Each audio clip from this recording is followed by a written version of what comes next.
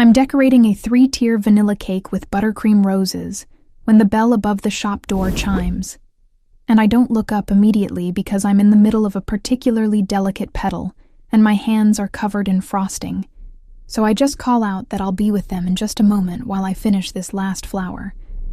It's only when I hear the complete and utter silence that follows my greeting, that heavy kind of quiet that feels like the air has been sucked out of the room, that I glance up and find myself staring directly into eyes I spent 5 years trying to forget.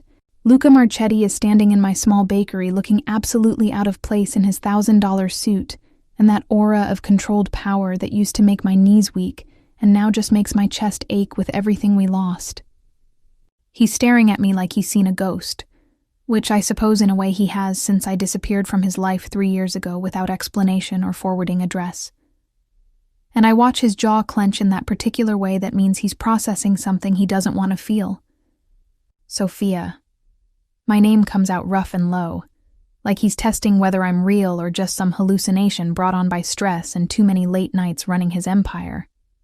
And I force myself to set down the piping bag with hands that have started shaking for reasons I absolutely refuse to examine too closely.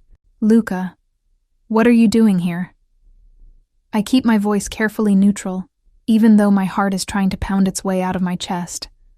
And I'm hyper-aware of every inch of space between us in this tiny shop that suddenly feels far too small to contain both of us and all the history we share. Before he can answer, before I can properly prepare myself for whatever comes next, I hear the sound of small feet running from the back room where I'd left her playing with her coloring books, and my daughter bursts through the doorway with her dark curls bouncing and chocolate smudged on her cheek from the cookie I'd given her earlier. Mama, Mama, look what I drew! It's us in the shop and there's a big rainbow! She's waving her picture enthusiastically, completely oblivious to the tension crackling through the air.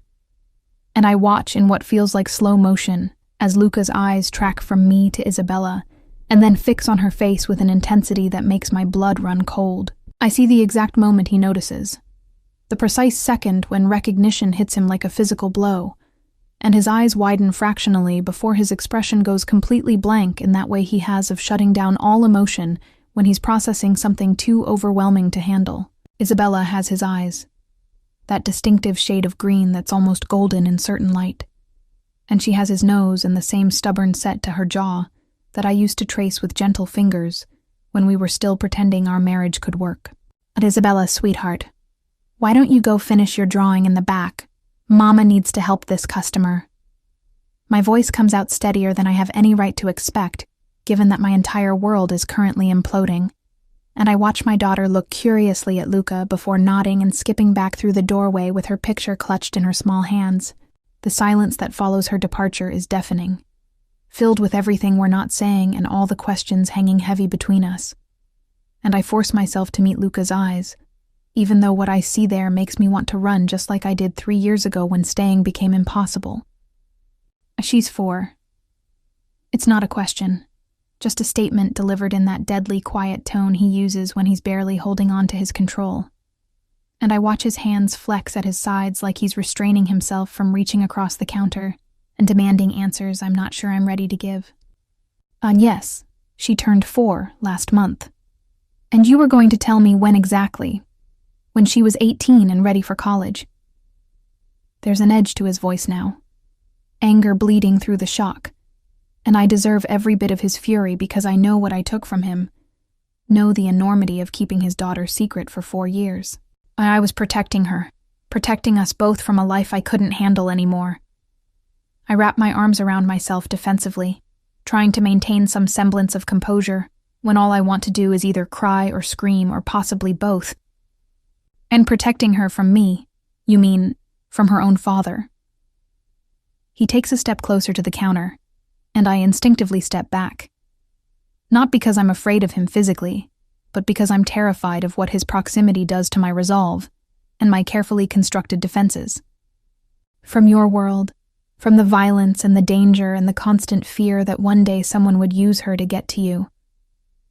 So you just decided to erase me completely, to raise my daughter alone without giving me any choice in the matter. His voice has gone dangerously soft now, that tone that used to precede major decisions and life-altering consequences. And I feel my heart hammering so hard I'm surprised he can't hear it from where he's standing. I left you a letter explaining everything. Left it on your desk the night I disappeared. I never received any letter. Never got any explanation beyond coming home one day to find you gone and all your things cleared out like you'd never existed. He runs a hand through his hair in frustration, messing up the usually perfect style. Do you have any idea what the last 3 years have been like? Wondering if you were alive or dead? If I'd somehow driven you away through negligence or if something worse had happened? The pain in his voice catches me off guard, because this is an emotion I'm not used to seeing from Luca Marchetti, who built his reputation on being ice-cold and utterly ruthless in all his dealings.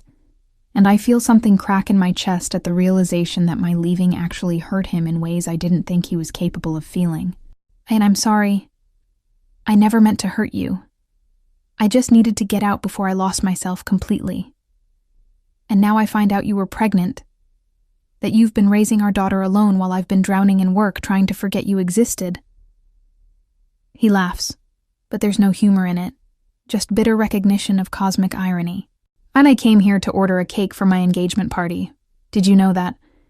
I actually came here by complete accident because my assistant is out sick and I needed to handle this myself.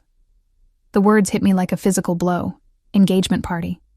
And I feel something twist painfully in my chest that I have absolutely no right to feel, given that I walked away and never looked back. Congratulations. It comes out hollow and false, and we both know it. Don't. He moves around the counter before I can stop him, invading my space in a way that makes my breath catch, and suddenly he's close enough that I can smell his cologne and see the fine lines around his eyes that weren't there 5 years ago. Don't congratulate me on marrying someone I don't love because my family needs the alliance and I need an heir to solidify my position. That's not my problem anymore, Luca. We're divorced. You're free to marry whoever you want for whatever reason you want. Except I have an heir, don't I? A 4-year-old daughter with my eyes who I didn't even know existed until 5 minutes ago. His hand comes up like he's going to touch my face, but stops just short, hovering in the air between us. Does she know about me? Does she ask about her father? I told her you were busy, that you had important work that kept you away. I never wanted her to think you didn't want her. When the truth is, you're the one who didn't want me in her life. I wanted you in both our lives more than anything, but I needed you present and engaged and actually there. Not just physically existing in the same space while your mind was always somewhere else planning the next deal or handling the next crisis. The words come out sharper than I intended, years of pain and loneliness bleeding through. I couldn't raise a child in that environment, couldn't watch her grow up feeling as invisible as I felt. Something shifts in his expression, understanding dawning, even though it clearly hurts him to acknowledge the truth in my words. I failed you. Failed us, and I've been paying for it every day since you left. Luca, I need to meet her properly. Need time with my daughter to try to make up for 4 years of absence. It's not a request, despite being phrased like one. It's a statement of intent from a man who's used to getting what he wants through sheer force of will. And she doesn't know who you are, doesn't understand anything about your world or the danger that comes with being connected to you. Then I'll be careful. I'll take every precaution to make sure she stays safe. But I'm not walking away now that I know she exists. His eyes bore into mine with an intensity that steals my breath. And we need to talk about everything, about why you really left and what happened to that letter and how we're going to navigate this situation. You're getting married in what? A few weeks? A month? How exactly do you plan to explain a secret 4-year-old daughter to your fiancé? That's my problem to handle, not yours. You lost the right to worry about my personal life when you disappeared without a trace.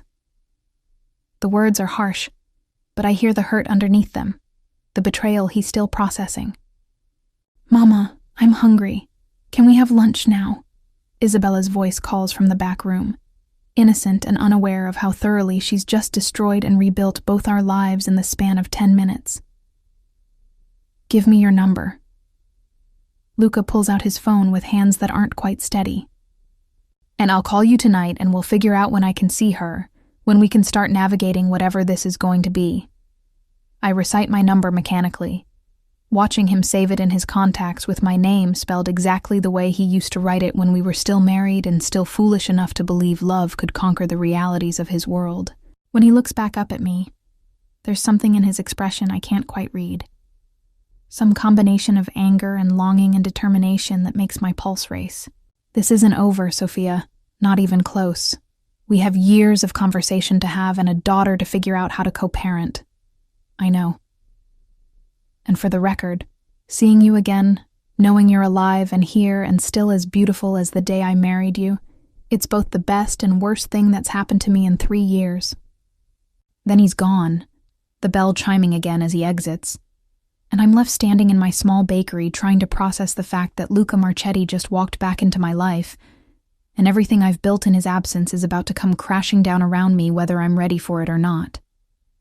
Chapter 2. The Past. He ignored that night after Isabella is asleep.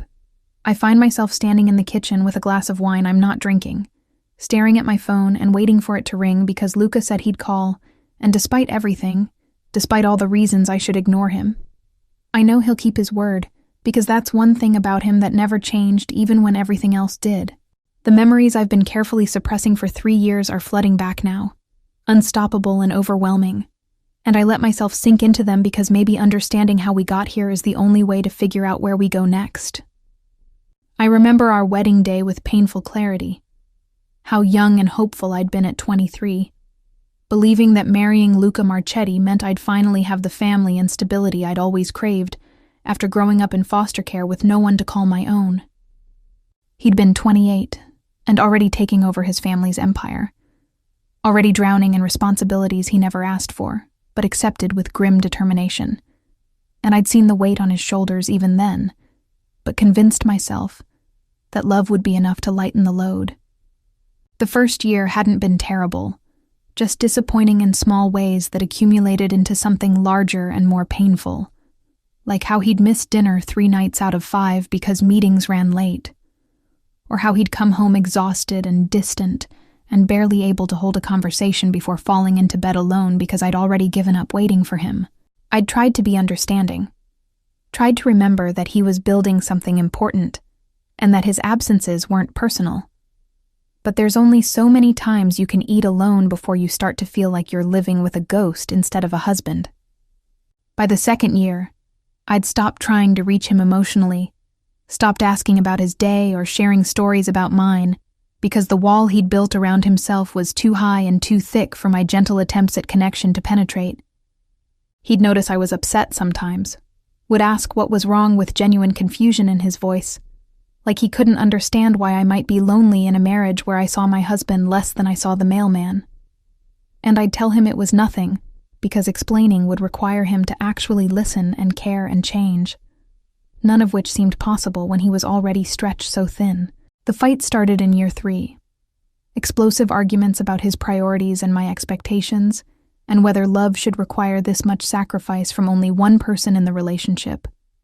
He'd tell me he was doing all of this for us, building security and wealth and power so I'd never want for anything, and I'd scream back that I didn't want things. I wanted him, wanted conversation and presence and the feeling that I mattered more than his next business deal. We'd go to bed angry more often than not, lying on opposite sides of the mattress like strangers, and I'd cry silently while he slept the deep, dreamless sleep of someone whose conscience was clear, because in his mind, providing financially meant he was fulfilling his role as a husband. I found out I was pregnant 3 months before I left him, staring at a positive test in our enormous marble bathroom while he was in Milan, closing some deal he'd said was too important to miss, even though it was our anniversary. The joy I should have felt was overshadowed by terror, because I knew with absolute certainty that bringing a child into our broken marriage would be a disaster. That I couldn't raise a baby who would grow up feeling as invisible and unimportant as I felt, watching their father choose work over them day after day, until they internalized the message that they simply weren't worth his time. I tried one last time to fix things, planned an elaborate dinner and bought a gift and practiced how I'd tell him about the baby in a way that might finally break through his walls and make him see what we were losing. He came home 4 hours late, apologized distractedly while checking his phone, and told me he needed to leave again in an hour for an emergency meeting that couldn't wait, and something inside me just broke completely because I realized he would never change, would never choose us over the empire that owned him more thoroughly than I ever could. The letter I wrote that night was 10 pages of everything I'd been holding inside for years. All the hurt and disappointment and desperate love that had nowhere to go because he was never there to receive it. I told him about the pregnancy, about my fears and hopes, and the impossible choice I was making to leave because staying would destroy all three of us slowly. And I begged him to understand even though I knew he probably wouldn't. Knew he'd see my departure as betrayal rather than self-preservation. I left it on his desk in his home office where he'd find it first thing in the morning, tucked under his laptop where it couldn't possibly be missed. And then I packed what I could carry and walked away from the only home I'd known since aging out of the foster system. The fact that he never mentioned receiving that letter, never called or came after me or acknowledged anything I'd written, just confirmed what I'd always suspected deep down, that I'd never been important enough for him to fight for, never been worth disrupting his carefully ordered life to pursue. My phone rings at exactly 9 o'clock, pulling me out of the past and back into the present where I have to figure out how to navigate this impossible situation. And I answer on the second ring because making him wait feels petty and pointless when we have so much more important things to discuss. Sophia. His voice is rough, like he's been drinking or maybe just thinking too hard about everything that happened today. And I can hear traffic in the background, which means he's probably in his car driving somewhere he shouldn't be going this late at night. You said you'd call. I keep my promises, even when everything else is falling apart. There's a pause, filled with unspoken things. I need to see her tomorrow. Need to meet my daughter properly instead of that shock encounter in your shop. Luca, we need to go slow with this. She doesn't understand who you are or why you're suddenly in her life. Then help me understand how to do this. Tell me what I should say or do to make this easier for her, because I have no idea how to be a father to a 4-year-old I just found out exists. The vulnerability in his admission catches me off guard, because Luca Marchetti doesn't do vulnerable, doesn't admit weakness or uncertainty to anyone. We'll meet you at the park tomorrow afternoon, the one near the bakery, and you can spend some time with her while I'm there to help navigate. And your fiancé, does she know about Isabella yet? I can't keep the edge out of my voice even though I have no right to be jealous or hurt about his impending marriage. Vanessa will be informed when I decide the time is right, but my daughter's existence isn't something I'm going to hide or apologize for, regardless of how it affects my engagement. Just like that, you're ready to blow up your carefully planned alliance marriage for a child you met this morning. She's not just a child, she's mine, she's part of me, and yes, I'm absolutely prepared to destroy whatever needs destroying to make sure she's acknowledged and protected. His voice has that steel edge now, the tone that means he's made a decision and nothing will change his mind. I failed you, Sophia. Failed our marriage in ways I'm only now beginning to understand. But I'm not failing Isabella. Not for one more day. The conviction in his words makes my chest tight with emotions I thought I'd buried years ago. Hope and fear, and something dangerously close to the love I used to feel before disappointment killed it slowly. Tomorrow at 3, don't be late. I haven't been late to anything that mattered in 3 years. The implication that I matter, that Isabella matters, hangs heavy between us. And Sophia, we still need to talk about that letter, about what happened to it, and why I never saw 10 pages of you pouring your heart out. Maybe it doesn't matter anymore. Maybe we just need to focus on Isabella and figure out how to co-parent without dragging up the past. It matters to me. It matters that you think I ignored your pain deliberately, when the truth is, I never knew how much you were hurting. Because you never looked, never paid enough attention to see me slowly disappearing right in front of you. The silence that follows is heavy with acknowledgement and regret, and when he speaks again, his voice is barely above a whisper.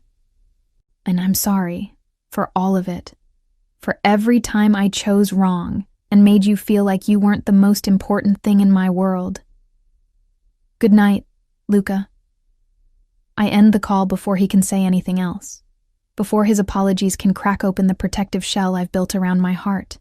And I sit there in my small kitchen in my small apartment that's nothing like the mansion we used to share. wondering if letting him back into our lives is the biggest mistake I could possibly make, or the second chance we both desperately need. Chapter 3. The Child Who Shouldn't Exist. Luca arrives at the park at exactly 2:55 die, which doesn't surprise me because punctuality is one of his defining characteristics when something actually matters to him. And I watch from the bench where Isabella is currently showing me her collection of interesting rocks as he approaches with his hands in his pockets and an expression of barely controlled nervousness that I've never seen on his face before. He's dressed down by his standards, dark jeans and a simple black sweater instead of his usual suits. And I realize he's trying not to intimidate our daughter with the full force of his usual intimidating presence. Isabella, sweetheart. Remember the man from Mama's shop yesterday? He'd like to say hello, if that's okay with you. I keep my voice light and casual, even though my heart is racing, because this moment feels monumentally important in ways I can't fully articulate. Watching my daughter meet her father properly for the first time, while he looks at her like she's simultaneously the most precious and most terrifying thing he's ever encountered. Isabella looks up at Luca with those green eyes they share and tilts her head in that considering way she has when she's deciding whether someone is trustworthy, and after a moment that feels like an eternity, she smiles and holds up the rock she'd been examining. Look, it's shiny. I found it by the swings. Luca crouches down to her level, bringing himself into her space without crowding her, and I watch his hands tremble slightly as he reaches out to examine the rock she's offering with the same serious attention he'd give to a multi-million-dollar contract. Oh, that's a very nice rock. You have good taste in finding the special ones. His voice is gentle in a way I've never heard before, soft and careful, like he's afraid speaking too loudly might shatter this fragile connection. I have lots more. Wanna see? She's already digging in her jacket pockets, pulling out an assortment of stones and leaves and what looks like a candy wrapper she probably thought was interesting. And I watch Luca's expression shift through a dozen emotions as he examines each treasure she presents like it's the most important thing in the world. These are all very impressive. You're clearly an expert at finding beautiful things. Mama says I have an eye for special stuff. She says it's a gift. Isabella beams at him with complete, unselfconscious joy, and I see the exact moment Luca falls completely in love with his daughter, his entire face transforming from cautious hope to absolute devotion in the span of a heartbeat. Your mama is very smart, and she's right. You do have a gift. He glances at me over Isabella's head, and I see everything he's feeling written plainly in his expression. Wonder and regret, and desperate love for this little person he's only just met, but would already die to protect. Can you push me on the swings? Mama gets tired and can't push as high as I want. Isabella grabs his hand without hesitation, already trusting him in that way children do when they sense someone genuinely cares about them. And I watch Luca's fingers close carefully around her small hand like he's holding something infinitely fragile and precious. I'd love to push you on the swings. Lead the way. They walk together toward the playground equipment, and I follow at a distance, giving them space to bond while staying close enough to intervene if needed. And I'm completely unprepared for the way my chest aches watching Luca lift Isabella onto the swing with gentle hands and start pushing her with careful, measured movements. She's laughing and calling for him to go higher, and he's complying while keeping one hand ready to catch her if she slips. And the whole scene is so domestic and perfect that it makes me want to cry for everything we could have had if things had been different. After 20 minutes of swinging and sliding and climbing, Isabella announces she's thirsty, and Luca immediately offers to get her juice from the nearby cafe, asking what her favorite flavor is and memorizing the answer like he's storing away every detail about her for future reference. When he returns with apple juice for her and coffee for me, that's made exactly the way I used to drink it. Our fingers brush during the exchange, and the contact sends electricity up my arm that I absolutely refuse to acknowledge. She's incredible. So bright and happy and completely perfect. He says it quietly, while Isabella is distracted with her juice box, and I can hear the emotion thick in his voice. Thank you for raising her so well, for giving her everything I couldn't. She deserves the world, deserves parents who are present and engaged, and actually there for her important moments. The implied criticism isn't subtle. but he takes it without flinching, accepting the hit like penance he knows he's earned. And I want to be there for all her moments from now on, want to be the father she deserves even though I have no idea what I'm doing. It's not that simple, Luca. You have a life and responsibilities and a fiancé who probably won't appreciate finding out her future husband has a secret daughter. Then I'll handle Vanessa. That's not your concern or your problem to solve. He turns to face me fully, and suddenly we're too close. Near enough that I can see the gold flecks in his green eyes and smell his cologne, and remember exactly what it felt like to be held by him. What is your concern is figuring out how we're going to navigate this co-parenting situation, because I'm not disappearing from Isabella's life, now that I know she exists. I never asked you to disappear. I just need you to understand that you can't waltz in and out of her life when it's convenient. Can't be present for a few weeks, and then vanish when your work gets busy again. I'm not the same man I was 5 years ago, Sophia. Losing you taught me lessons I wish I'd learned while I still had the chance to fix things between us. His hand comes up like he wants to touch my face, but stops just short, hovering in the space between us. I know I don't deserve your trust or your forgiveness, but I'm asking for the chance to prove I've changed, to show Isabella and you that I can be the man you needed me to be. Pretty words don't mean anything if your actions don't match. You said you were doing everything for us back then too, but your version of for us meant I was alone 90% of the time. Then watch me, hold me accountable, call me out every single time I start slipping back into old patterns. His intensity is overwhelming. That focus he used to reserve for business negotiations now directed entirely at me. I'm not asking you to trust me blindly. I'm asking you to give me the opportunity to earn back what I lost through my own stupidity and negligence. Isabella runs back over before I can respond, throwing herself at Luca's legs with the casual affection of a child who's already decided he's safe and trustworthy. And I watch him scoop her up without hesitation, holding her against his chest like she's the most natural thing in the world to be carrying. And can we come back tomorrow? This is the most fun I've had in forever. Luca looks at me over Isabella's head with a question in his eyes, silently asking permission while simultaneously making it clear he's not walking away regardless of my answer. And I find myself nodding because denying our daughter a relationship with her father would be cruel, even if letting him back into our lives terrifies me. Tomorrow, same time. But you need to tell your fiancé about Isabella before this goes any further. She deserves to know what she's getting into. Consider it handled. His smile is small but genuine. The first real smile I've seen from him since he walked into my bakery yesterday and turned my carefully constructed world upside down.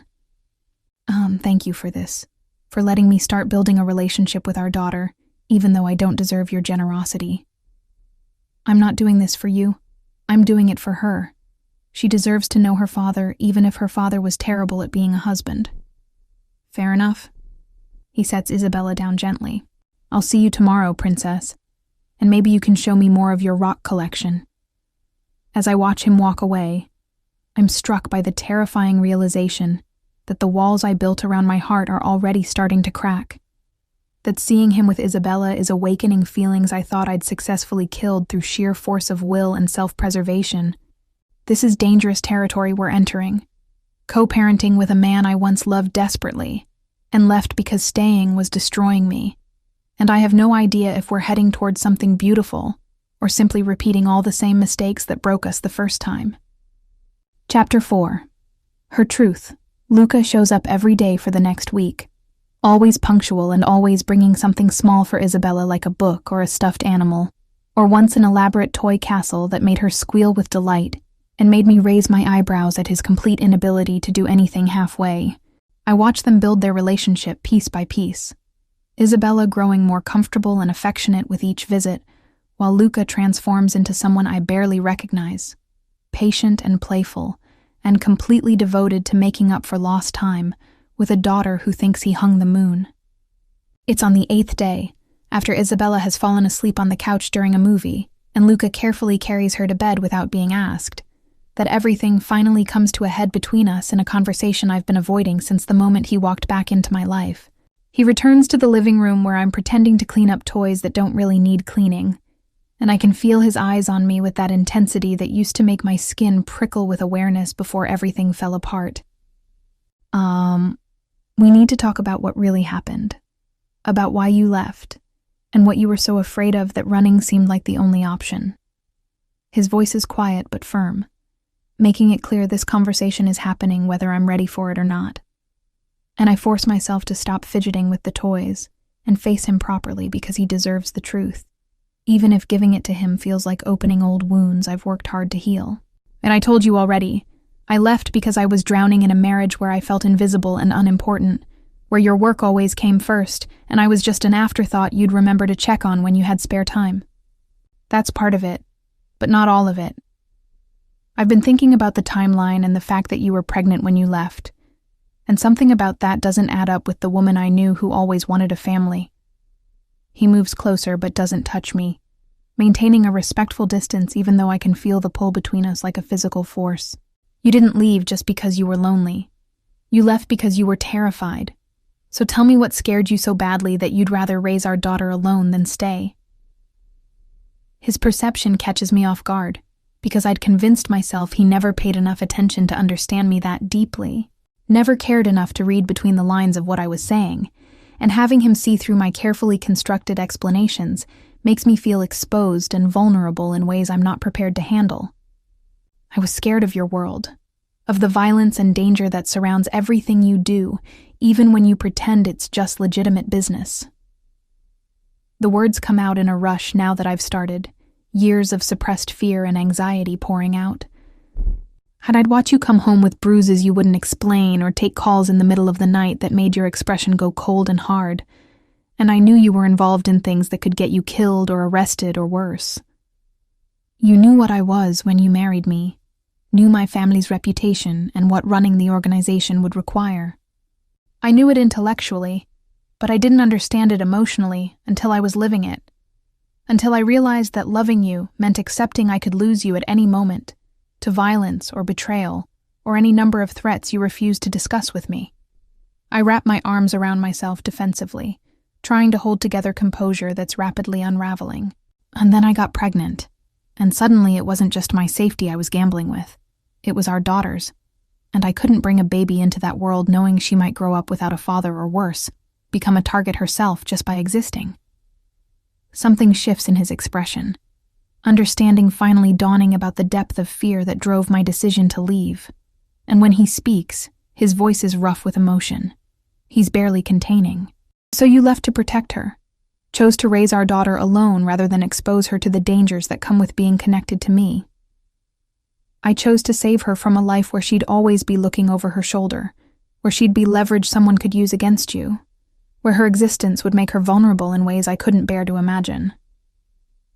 Tears are streaming down my face now, but I don't bother wiping them away. And yes, part of me was running from the loneliness and the pain of loving someone who couldn't prioritize me, but mostly I was running toward the possibility of giving Isabella a normal childhood, where she could just be a kid without bodyguards and security protocols and the constant underlying threat of violence. He closes the distance between us in 2 strides and pulls me into his arms despite my half-hearted attempt to resist, holding me against his chest while I cry out years of accumulated grief and fear and desperate love I never stopped feeling no matter how hard I tried. And I'm so sorry for all of it, for making you feel unsafe and unprotected, when my entire purpose should have been ensuring you never had reason to be afraid.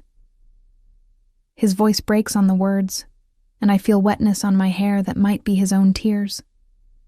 You made the only choice you could see to keep Isabella safe, and I hate that I created circumstances where leaving felt necessary. Hate that my world is so dangerous you couldn't trust me to protect you both.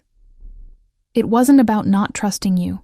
It was about not trusting the world you inhabit, the people who'd use a child as a weapon without hesitation if it served their purposes.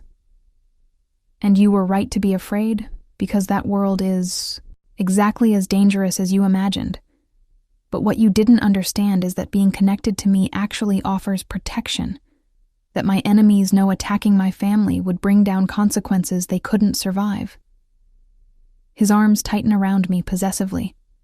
If I'd known about Isabella, if I'd had the chance to implement proper security and make it clear she was under my protection, she would have been safer with me than hidden away where I couldn't guard her.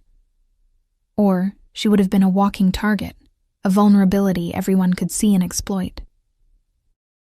Maybe. Or maybe my reputation for ruthlessness would have been enough to make people think twice about touching her. He pulls back enough to cup my face in his hands, forcing me to meet his eyes. But that's not even the point. The point is, you shouldn't have had to make that impossible choice alone. Shouldn't have been so desperate to escape that running seemed like the only option. I loved you so much it was destroying me, watching you choose everything else over us day after day until I couldn't remember what it felt like to matter to someone. The confession comes out raw and honest, all my defenses stripped away.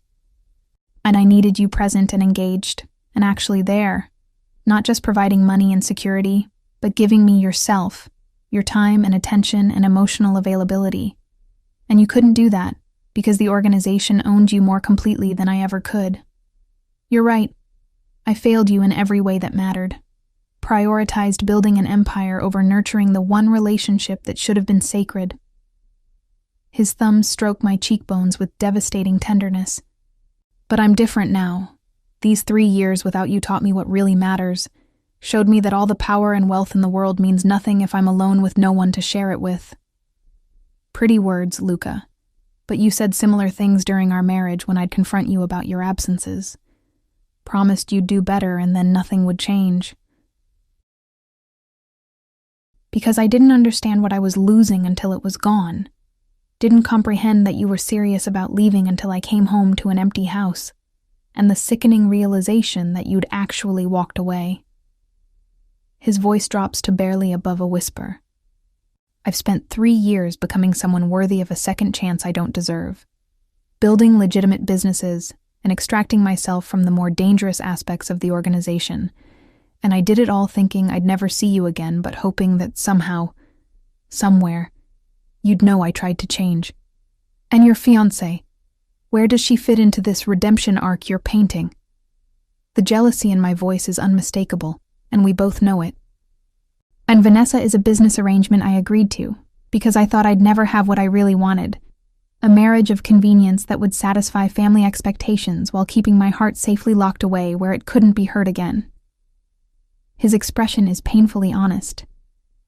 But seeing you again, meeting Isabella, it's made me realize I was just going through motions and pretending I could build a life with someone I don't love, when the only woman I've ever wanted is standing right in front of me, still hating me for failing her. I don't hate you. I never hated you even when I probably should have. I just loved you too much to keep destroying myself trying to save something you weren't willing to fight for. Then let me fight for it now. Let me prove I've learned and changed and become the man you needed me to be 5 years ago. Chapter 5. The Perfect Fiancé. Vanessa Castellano makes her entrance into our complicated situation 3 days after my emotional breakdown in Luca's arms, appearing at the bakery during the afternoon rush with a smile that doesn't quite reach her eyes and designer clothes that cost more than my monthly rent. She's exactly the type of woman I'd expect Luca to be engaged to, polished and sophisticated and completely at ease in the world of wealth and power that I could never quite navigate comfortably. And watching her examine my small shop with thinly veiled condescension makes something defensive rise in my chest. You must be Sophia. Luca has told me so much about you and your charming little business. Her tone suggests there's nothing charming about a small bakery in a middle-class neighborhood, and I force myself to smile professionally, even though every instinct is screaming that this woman is dangerous in ways that have nothing to do with physical threat. And you must be Vanessa. Congratulations on your engagement. Luca mentioned he was getting married. I keep my voice carefully neutral, refusing to give her the satisfaction of seeing how much the whole situation bothers me, even though we both know she's won the prize I walked away from. Thank you. Though I have to admit finding out about Isabella was quite a shock. Luca and I don't keep secrets from each other, so learning he had a 4-year-old daughter was unexpected to say the least. She moves closer to the counter with predatory grace, studying me like I'm a problem she's trying to figure out how to solve. But children are such blessings, aren't they? And I'm sure we'll all figure out how to make this co-parenting arrangement work smoothly for everyone involved. The way she says co-parenting makes it sound like I'm some inconvenient ex who's trying to interfere in their perfect life together. And I have to bite my tongue to keep from pointing out that Isabella existed long before their engagement and will continue existing long after whatever arrangement they have falls apart. I appreciate your understanding. I know this situation isn't ideal for anyone, but Isabella's well-being is my primary concern. Of course, and I want you to know that I intend to be an excellent stepmother to her. Children need stability and proper guidance, after all. Something about the way she says it makes my skin crawl, like she's already planning how to insert herself into my daughter's life and push me to the margins. In fact, I was hoping we could arrange for Isabella to spend some time at the estate with Luca and myself. Let her get comfortable with me and see what her life could be like in a more appropriate environment.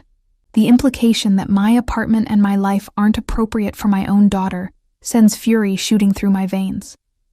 But before I can formulate a response that isn't just telling her exactly where she can shove her condescending suggestions, the bell above the door chimes and Luca walks in, looking surprised to find his fiancée in my bakery. Vanessa, what are you doing here?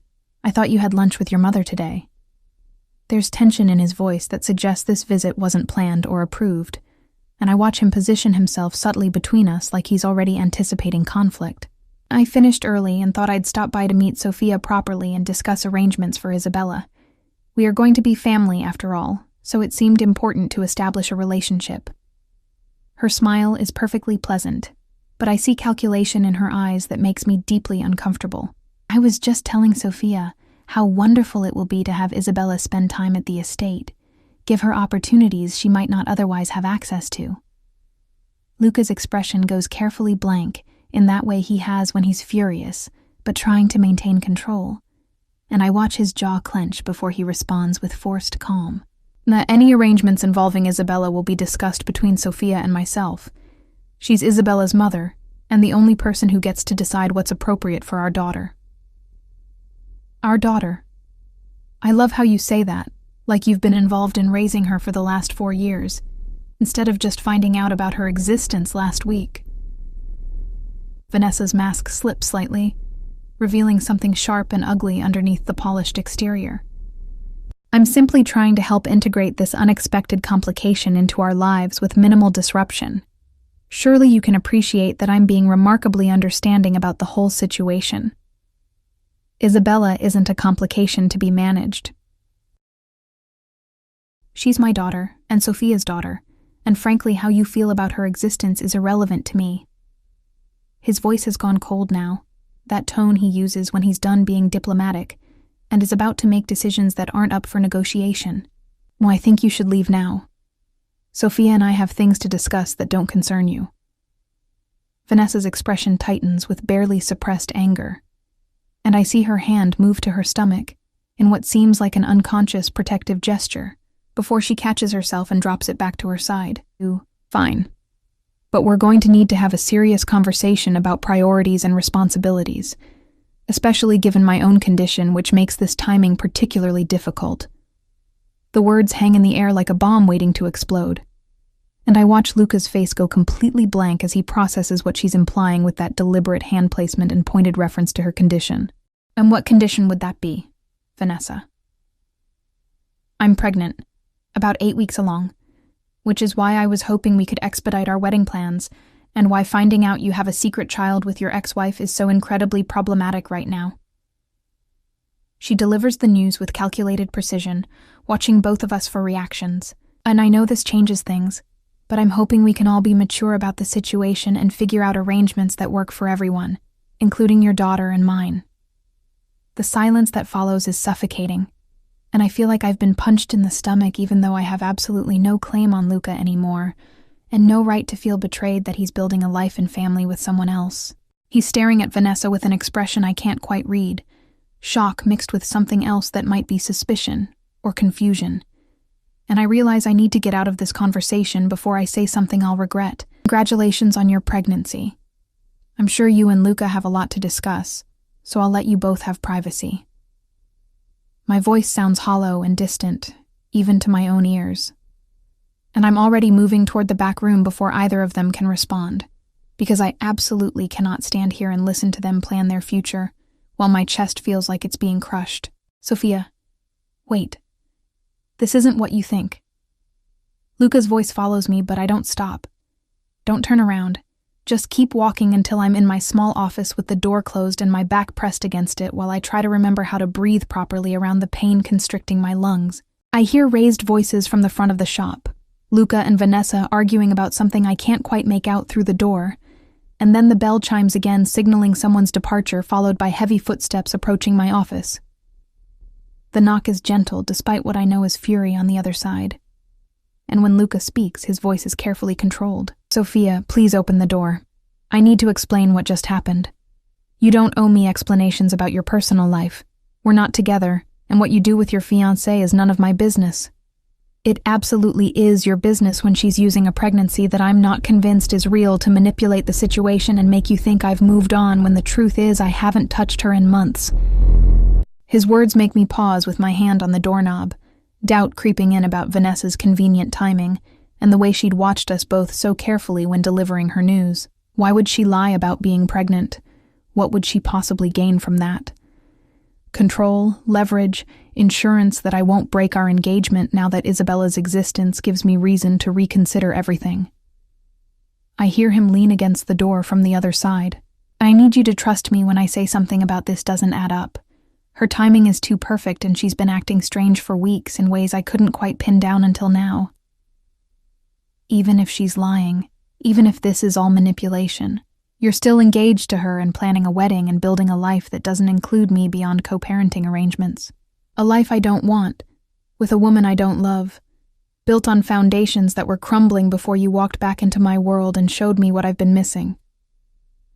I open the door finally, needing to see his face and determine if he's being honest or just telling me what I want to hear, and find him looking exhausted and frustrated and painfully sincere. What are you saying, Luca? I'm saying that engagement was a mistake made by a man who thought he'd never get a second chance at what really mattered. And finding you again has made me realize I'd rather have nothing than settle for something that isn't real. Chapter 6. Lies Crumbling. 2 weeks after Vanessa's pregnancy announcement. I'm watching Luca play with Isabella in my small living room, while trying not to think about how domestic and perfect they look together.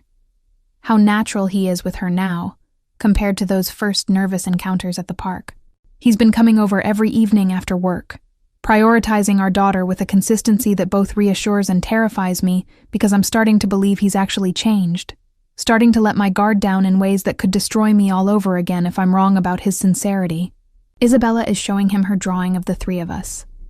A child's interpretation of family that includes him now without question or hesitation.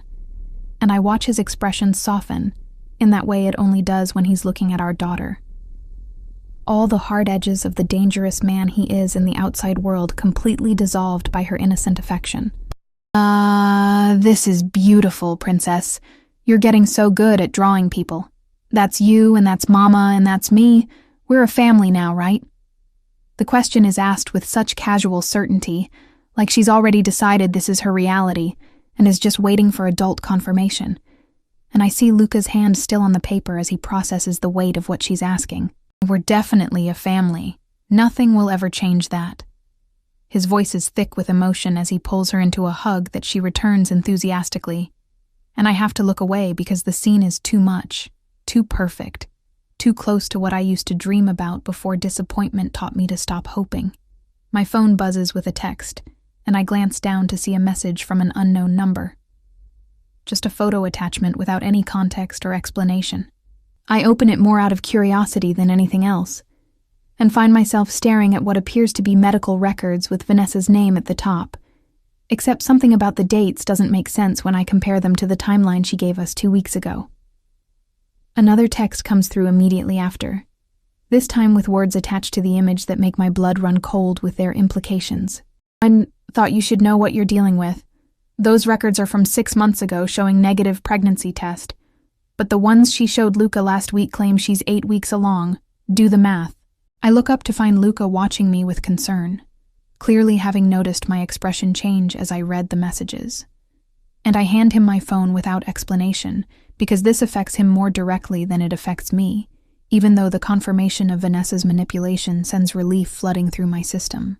He studies the images with that focused intensity he brings to analyzing important documents, and I watch his expression go from confusion to understanding to cold fury in the span of seconds as he realizes what he's looking at and what it means about the woman he's supposed to marry in 6 weeks. Where did you get these? Someone sent them anonymously. I have no idea who or why, but the medical records look legitimate enough to verify if you want to investigate further. I'll have Marco look into it immediately. If these are real, then Vanessa has been lying about the pregnancy from the beginning. He hands back my phone with hands that aren't quite steady.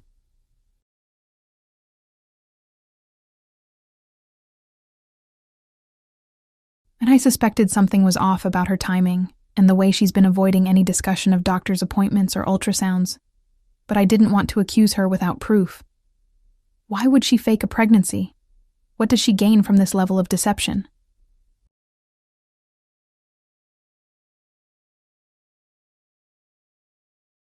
Insurance that I won't break the engagement.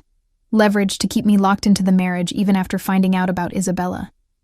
He stands and starts pacing, that restless energy that signals his mind working through problems and potential solutions.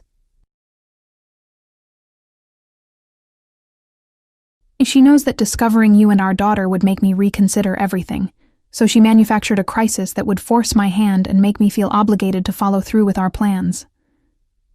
Isabella looks up from her drawing with the uncanny perceptiveness children sometimes have, sensing the tension in the room even if she doesn't understand the adult complexities causing it.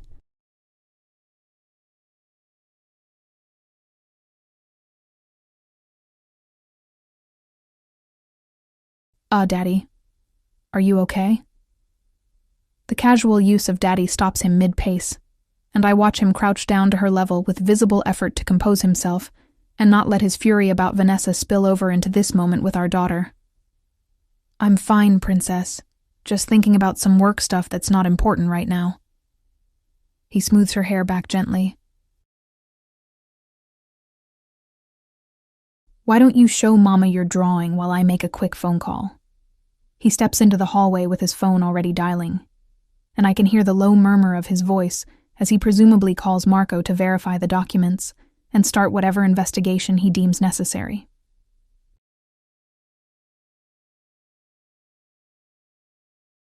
Isabella climbs onto the couch beside me with her drawing, chattering about how she wants to add a dog to the picture because families should have dogs, and I try to focus on her words while my mind races with the implications of Vanessa's deception and what it means for everyone involved. When Luca returns 15 minutes later, his expression is grim and controlled in that way that means he's made decisions and is now implementing them regardless of consequences or objections.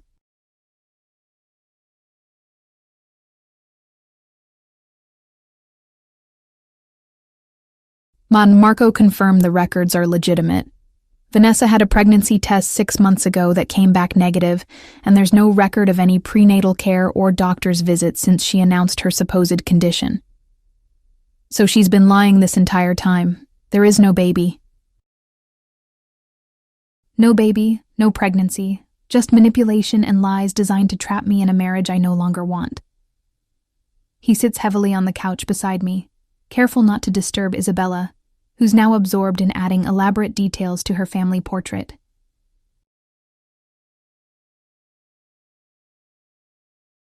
Tonight, I'm ending the engagement tonight, calling off the wedding and making it clear to both families that I won't be manipulated or controlled through deception. Your family won't be happy about you breaking an alliance marriage, especially over an ex-wife and a daughter they don't even know exists yet. Then they'll be unhappy. I'm done prioritizing business arrangements and family expectations over what actually matters. His hand finds mine on the couch between us, fingers threading through mine with casual intimacy that feels both familiar and terrifying.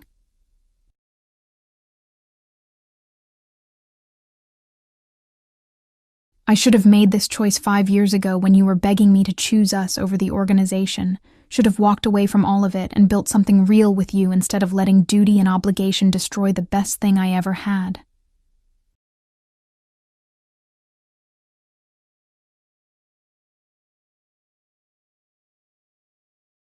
pretty words again, Luca. But breaking your engagement doesn't fix what was broken between us, or guarantee we won't just repeat the same patterns that destroyed our marriage the first time. You're right. Words mean nothing without action to back them up. He squeezes my hand gently. Which is why tomorrow I'm announcing Isabella publicly as my daughter and heir, making it clear to everyone in my world that she's under my protection and that anyone who threatens her will face consequences they won't survive. That's going to make her a target, put her exactly in the danger I was trying to protect her from by leaving.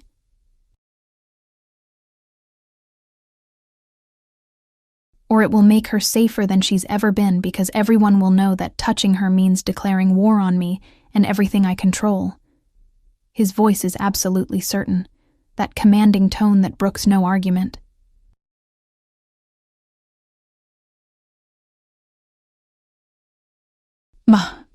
I understand your fear and I respect that you made the choice you thought was right, but hiding her indefinitely isn't sustainable, and I won't pretend she doesn't exist, just to avoid potential threats. I never asked you to hide her. I just wanted time to figure out how to navigate this situation without putting her at risk.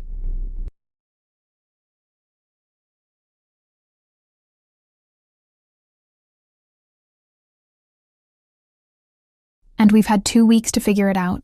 2 weeks where I've gotten to know our daughter and fallen completely in love with her. And now I'm ready to claim her publicly and deal with whatever consequences that brings. Isabella interrupts our tense conversation by climbing into Luca's lap with her finished drawing, completely oblivious to the adult complications swirling around her existence.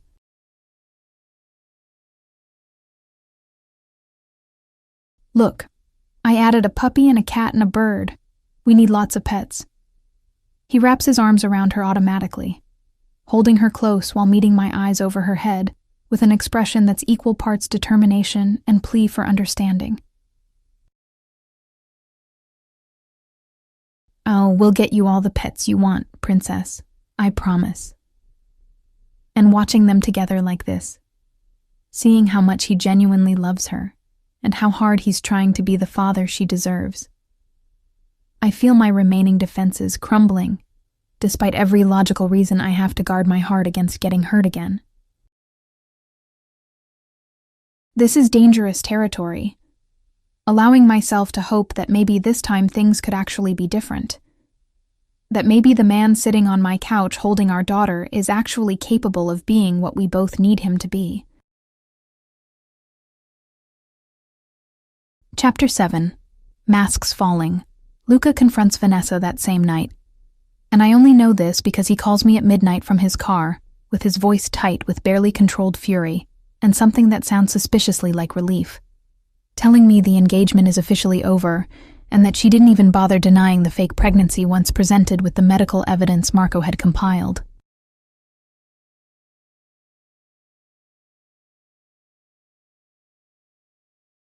She'd apparently tried to spin it as a misunderstanding about dates and timing, before finally admitting she'd lied, because she was afraid of losing him to his ex-wife and secret daughter, which would almost be sympathetic if it wasn't completely psychotic and manipulative in ways that make my skin crawl.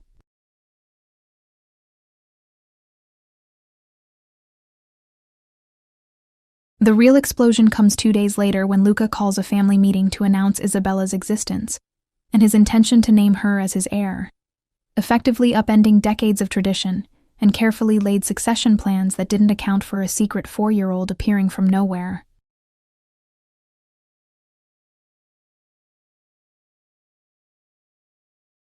I'm not present for this meeting because Luca insists it needs to happen within the family first, before exposing Isabella to the chaos that's sure to follow. But he calls me immediately afterward, sounding exhausted and frustrated, and grimly satisfied in equal measure. My father threatened to disown me. 2 of my uncles walked out in protest, and my cousin Antonio actually suggested I should just pay you off and pretend Isabella doesn't exist to avoid the complications her existence creates. His voice is rough, like he's been yelling for hours, which he probably has given the importance of what he was announcing.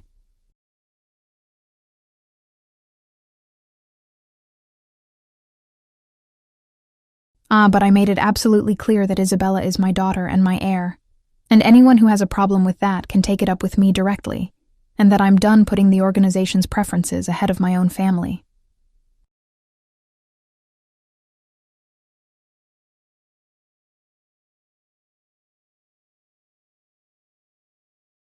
Luca, you can't just blow up your entire life and burn bridges with your family for a daughter you've known for 3 weeks.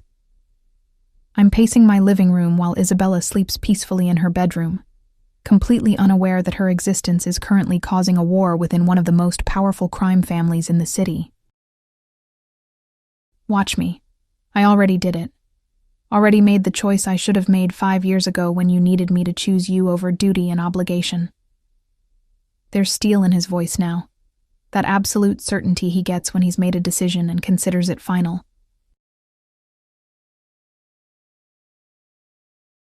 My father can disown me if he wants.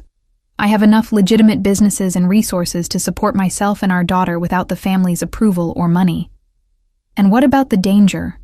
What about the fact that you just painted a target on Isabella's back by announcing she's your heir to people who might see her as an obstacle or a weakness to exploit? Which is why I've already implemented security protocols that would make the president jealous. Hired a full team whose only job is protecting our daughter around the clock. I can hear him moving, probably pacing just like I am.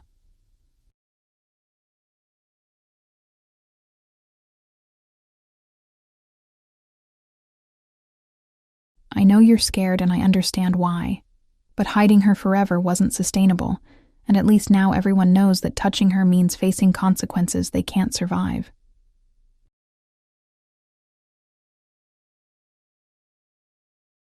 You're putting a lot of faith in fear and reputation to keep a 4-year-old safe. I'm putting faith in the fact that I've spent 15 years building a reputation for being absolutely ruthless with people who cross me, and everyone in my world knows I don't make idle threats. His voice softened slightly. I need you to trust me on this. Trust that I can protect both of you, even though I failed to do it before. Before I can respond, there's a knock on my apartment door that makes my heart jump into my throat, because it's almost 1 a.m. and nobody should be visiting at this hour.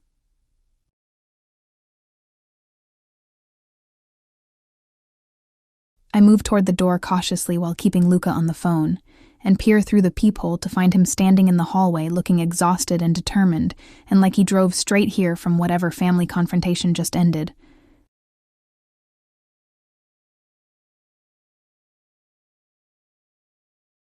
Why are you at my door at 1 a.m? Because I need to see you both, need to make sure you're safe, and that you understand I'm serious about everything I just said.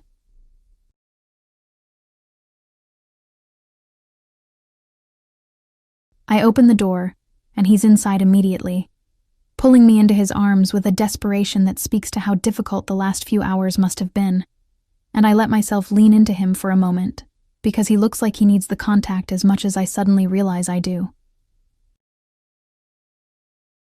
Your family is never going to accept this, never going to accept me or Isabella as part of your life. Then I'll build a new family, one that's based on choice and love rather than blood and obligation. He pulls back enough to cup my face in his hands, forcing me to meet his eyes.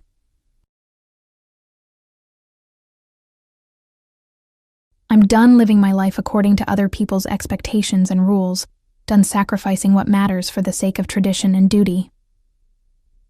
This is a lot of big declarations and grand gestures, but what happens when the reality sets in and you realize what you've given up?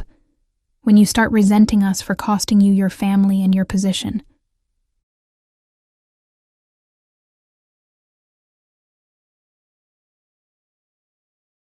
I won't. I couldn't. Because you and Isabella are worth more than all of it combined. His thumb traces my cheekbone with devastating tenderness. I'm not the same man I was 5 years ago, the man who let you walk away because he was too proud and stupid to fight for what mattered. Prove it. Show me through actions instead of words that you've actually changed. I will. Every single day for as long as it takes for you to believe me. He leans his forehead against mine in that gesture that's becoming familiar again.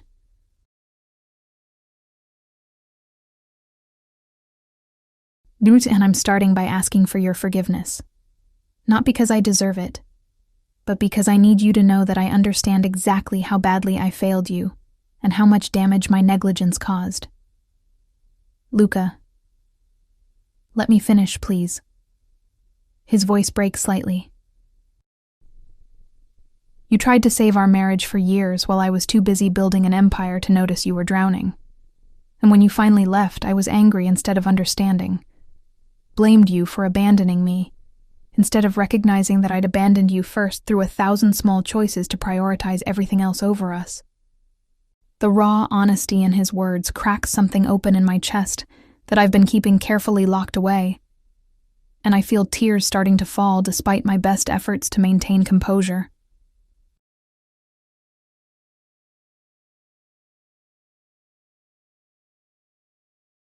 And I waited so long for you to see me, to choose me, to make me feel like I mattered more than just another responsibility you had to manage.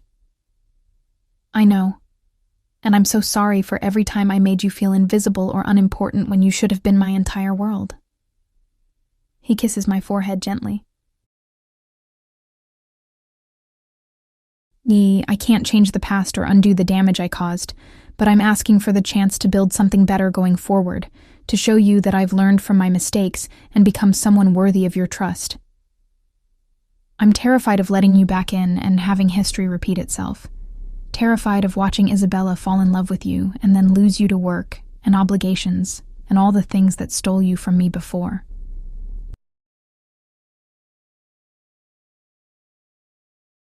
Then hold me accountable.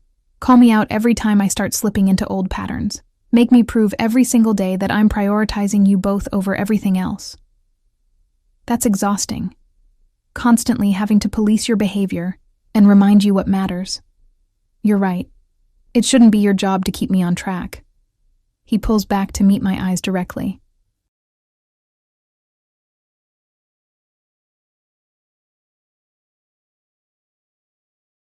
Which is why I'm making structural changes. Stepping back from day-to-day operations and delegating to people I trust so I can actually be present for our daughter's childhood instead of missing it because of meetings and emergencies.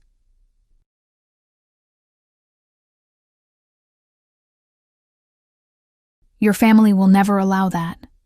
Never accept you reducing your role. My family doesn't get a vote anymore. I'm making decisions based on what I want and need, rather than what's expected or traditional. His smile is small but genuine. I'm choosing us, Sophia, choosing the family we created together over the family I was born into, and I'm not looking back or second-guessing that decision. This is insane. You're blowing up your entire life for a woman who divorced you and a daughter you've known for 3 weeks. Best decision I've ever made. He kisses me softly, carefully, like he's afraid I might pull away. And I'm hoping that eventually, maybe, you'll give me the chance to prove I can be what you and Isabella deserve. One day at a time, prove yourself through consistency and follow-through, instead of grand gestures and pretty speeches.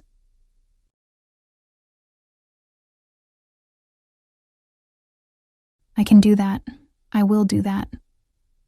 And standing there in my small apartment with his arms around me and his future uncertain because he chose us over everything else he's ever known, I let myself start to believe that maybe, just maybe, this time things really could be different.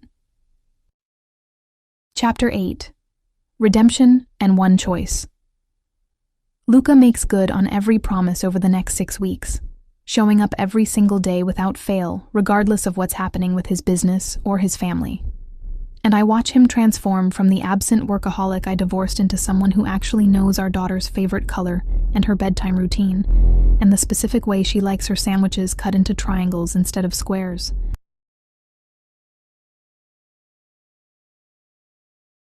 He's patient when I'm skeptical, understanding when I'm scared, and relentless in his determination to prove through actions instead of words that this time is genuinely different from before.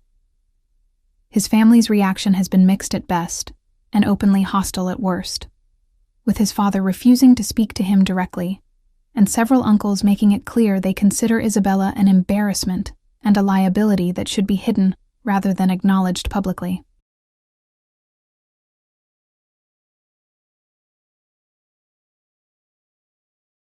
Luca handles each confrontation with calm finality, making it clear that anyone who disrespects his daughter or her mother will find themselves cut off from him completely. And I watch him burn bridges he spent years building without apparent regret or hesitation.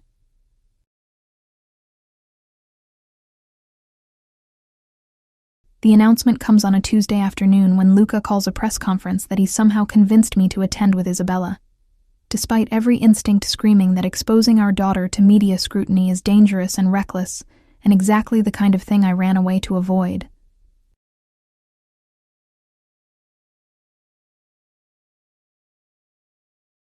He'd spent hours the night before explaining his reasoning, pointing out that rumors and speculation are more dangerous than truth because they allow people to fill in blanks with whatever narrative serves their purposes. And eventually I'd agreed, because the alternative was letting our daughter exist in shadows and secrets indefinitely.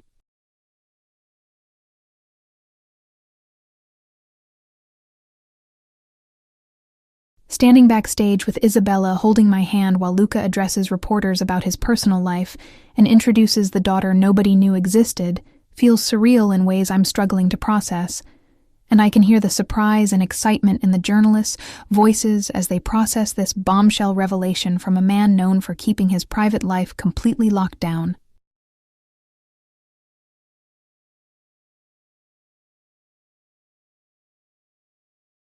And I'm announcing today that I have a 4-year-old daughter, Isabella Sofia Marchetti, who I only recently discovered existed due to circumstances I won't be discussing publicly out of respect for her mother's privacy. Luca's voice is clear and firm through the speakers, that commanding tone he uses when making statements he won't be questioned on.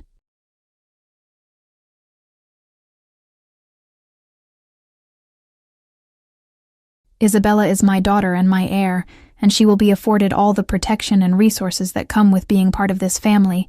Anyone who thinks otherwise is welcome to take it up with me directly.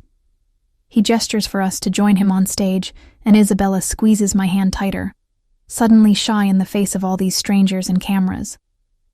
But Luca scoops her up the moment we reach him and holds her against his chest in a gesture that's both protective and proprietary.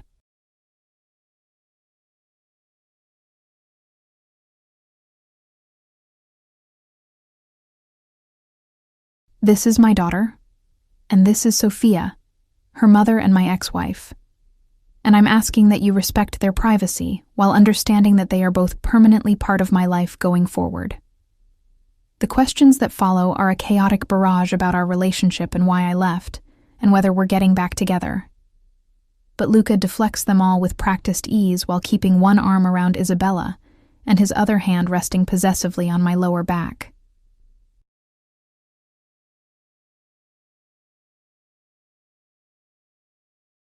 We pose for exactly 3 photographs before he's ushering us off stage and into the car where his security team has been waiting to extract us the moment the announcement was complete. That was terrifying. I'm shaking slightly from adrenaline and stress. Watching Isabella chatter excitedly about all the cameras and lights like this was just an exciting adventure instead of the moment that changed our lives irrevocably.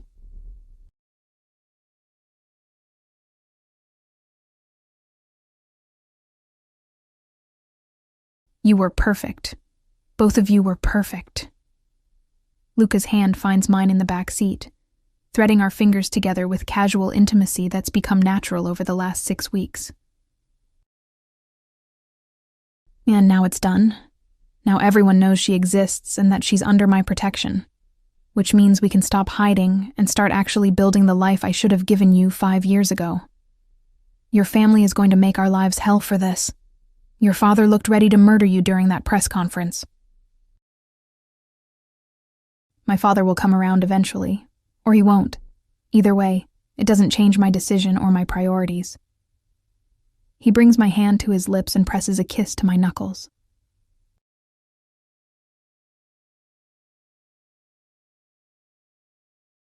You and Isabella are my family now. Everything else is secondary. That night after Isabella is asleep, Luca and I sit on my small balcony with wine and the comfortable silence that's developed between us over weeks of evening conversations and shared parenting duties. He's been staying later and later each night, finding excuses to linger even after our daughter is in bed, and we've fallen into a routine that feels dangerously close to what I used to dream our marriage could be before reality destroyed those fantasies. I have something I need to ask you, and I need you to be completely honest with me about your answer. His voice is serious enough to make me nervous, and I set down my wine glass to give him my full attention.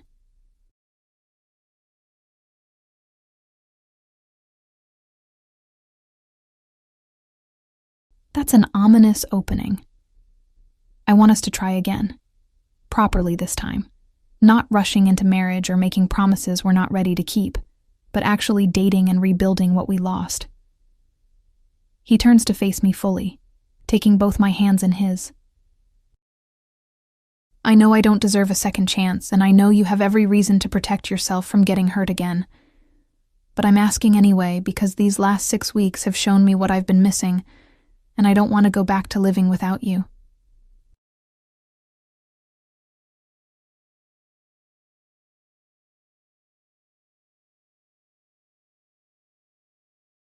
Luca, we have a daughter together. We can't just casually date when our lives are already completely intertwined. Then we'll uncasually date, we'll take it seriously, and communicate honestly, and actually work on building something sustainable instead of just falling into old patterns. His thumbs stroke across my knuckles. And I love you. I never stopped loving you even when I thought I'd lost you forever. And I want the chance to show you that I can be the partner you needed me to be. I'm scared, terrified actually, of letting you back in and having everything fall apart again when reality sets in and work gets busy and obligations pile up. Then we'll set boundaries and have regular check-ins and make sure we're both getting what we need from this relationship, instead of one person sacrificing everything while the other takes it for granted. He leans closer, his forehead nearly touching mine.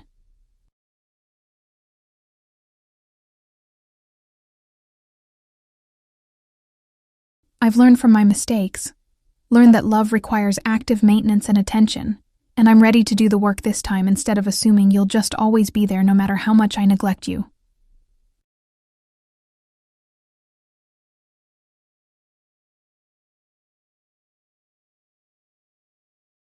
One condition. If we're going to try this, we're going to therapy together because we need professional help navigating our history and building better communication patterns. Done. I'll find the best therapist in the city, and we'll start sessions immediately. His smile is soft and hopeful. Anything else? You have to promise that the moment you start feeling overwhelmed or pulled in too many directions, you'll tell me instead of just withdrawing and expecting me to understand why you're suddenly absent. I promise. Complete honesty and communication even when it's uncomfortable or difficult. He cups my face gently.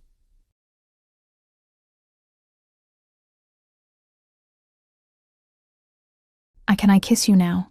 Properly. Not just the careful, friendly pecks we've been doing in front of Isabella. Yes.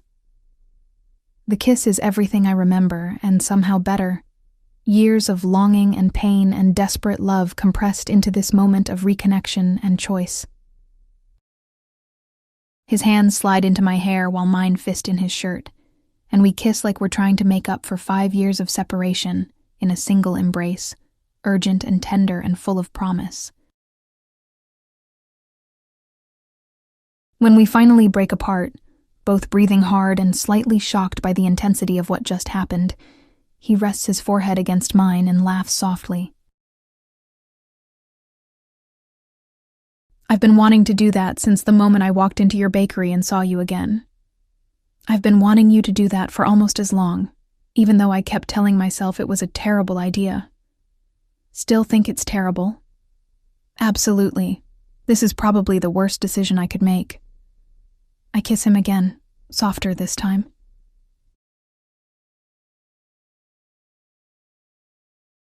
But I'm making it anyway because I'm tired of being careful and protecting myself from the possibility of happiness.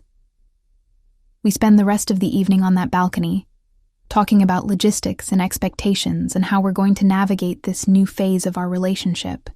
And for the first time in 5 years, I let myself fully hope that maybe we really can build something lasting from the ruins of what we used to have.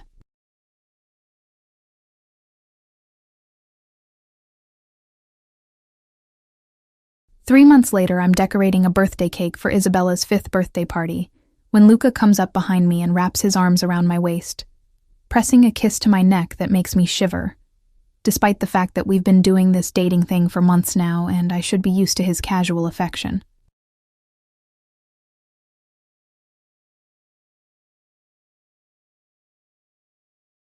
The backyard looks perfect. Isabella is going to lose her mind over the bounce house. You're spoiling her. That bounce house is bigger than my entire apartment. Our apartment. You've been staying at my place 4 nights a week for the last month. We might as well make it official. His arms tighten around my waist.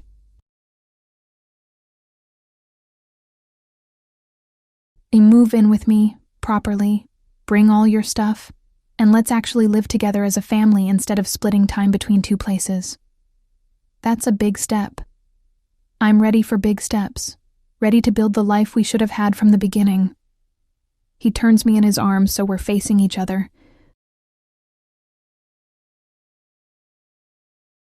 I love you, and I love our daughter, and I want us all under one roof where I can see you every morning and every night. What about when we fight? What happens when living together full-time reveals all the incompatibilities we've been glossing over during our careful dating period? Then we'll work through them like adults using the communication skills we've been learning in therapy, and we'll come out stronger on the other side.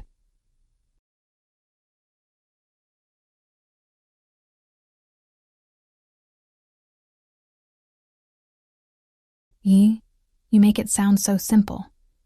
It's not simple. It's work and compromise, and choosing each other every day even when it's hard. But I'm ready to do that work if you are. Before I can answer, Isabella bursts into the kitchen, followed by several of her preschool friends, all shrieking about the bounce house and demanding we come outside immediately. And Luca releases me with a laugh and lets our daughter drag him toward the backyard where chaos is surely waiting. I watch him go. This man who burned down his entire life to rebuild it around us, who shows up every single day and does the work and proves through actions that he's actually changed. And I realize I stopped being scared sometime in the last 3 months without even noticing it happening.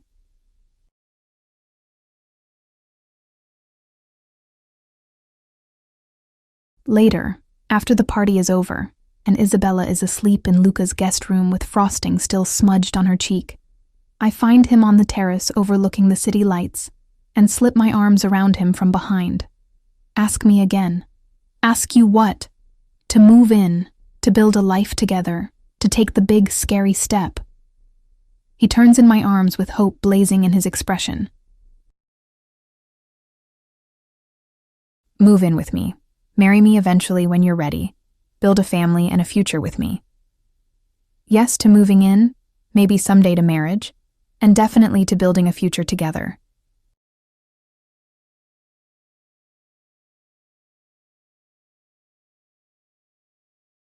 His kiss is celebration and promise and relief, all compressed into one perfect moment.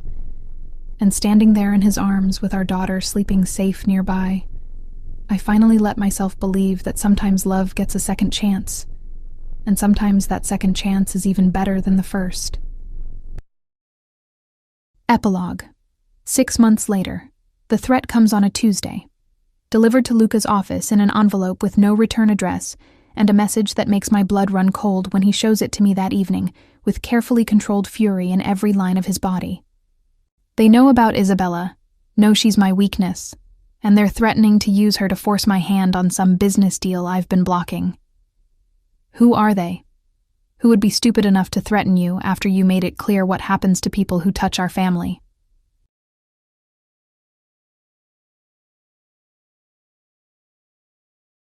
Competitors from outside the traditional families.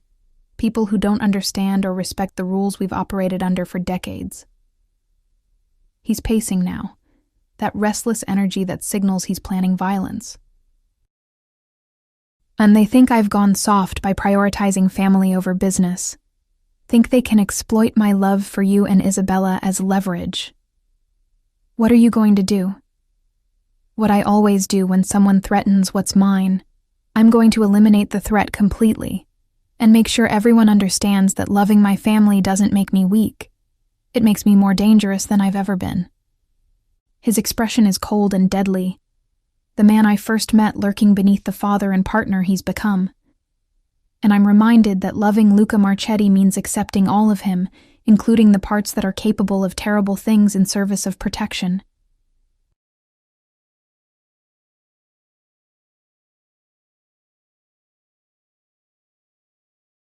And be careful, please. Don't do something that gets you killed or imprisoned when we finally have everything we've been working toward. I'm always careful, and I always come home to you. He pulls me into his arms, holding me tight. But you need to understand something. Now that everyone knows who and what I love most in this world, there will always be people trying to use that against me, and I will always do whatever it takes to keep you both safe. I know, and I'm choosing to trust that you can handle the darkness without letting it consume you. I love you, more than anything, more than this empire or my reputation or my own life. I love you too. Now go handle your threat and come home to us. He leaves with Marco and his security team, and I'm left alone with Isabella and the terrifying knowledge that loving Luca Marchetti means living with the constant awareness that his enemies now know exactly how to hurt him.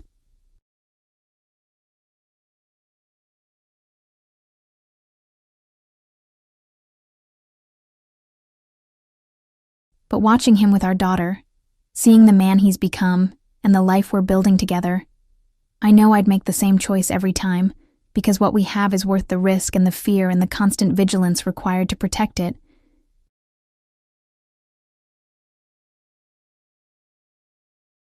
He chose us, burned down everything to rebuild his life around our family. And now the whole world knows that Sofia and Isabella Marchetti are the most dangerous weakness and the greatest strength of one of the most powerful men in the city. And I'm betting everything that his love and his ruthlessness combined will be enough to keep us safe from whatever threats come next. The end.